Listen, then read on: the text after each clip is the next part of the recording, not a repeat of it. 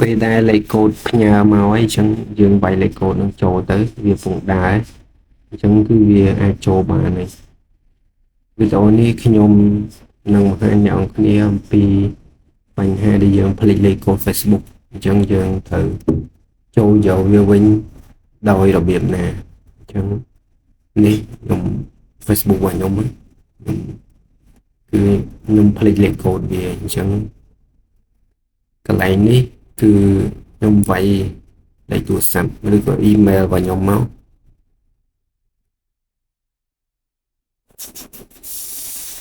ខ្ញុំវាយចូលមក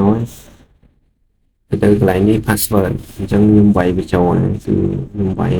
គឺវាអត់ត្រូវទេវាពងវាយគឺវាអត់ត្រូវទេយើងមានថាវាអត់ត្រូវទេ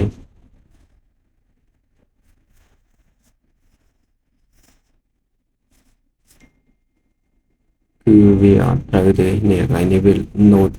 load not correct អញ្ចឹងយើងចុច forget password មកចុចកន្លែង forget password មកកន្លែងហ្នឹងមានថាវាឲ្យយើង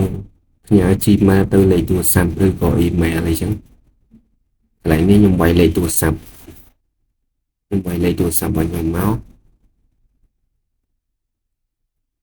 បន្ទាប់ពីកន្លែងវាយទូរស័ព្ទទៅវាសួរយើងយកកន្លែងលេខទូរស័ព្ទនេះគឺយកកន្លែង Facebook របស់យើងស្រាប់ខ្ញុំយកកន្លែងក្នុង Facebook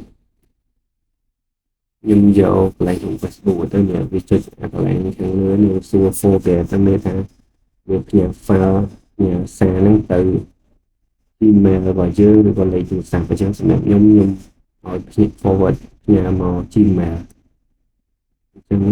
វា load មកវា load មកខ្ញុំវាផ្ញើមកខ្ញុំវាយលេខកូដនឹងបញ្ចូលទៅខ្ញុំវាយលេខកូដនឹងបញ្ចូលទៅវាយបញ្ចូលទៅហើយចុច OK ចុច OK ចុច OK ទៅវាពងដែរនេះវា OK មែនទេយើងអាចចូលវិញបានអញ្ចឹងបងប្អូនគ្នាពេញចិត្តវីដេអូកុំជួយចុច Subscribe អរគុណ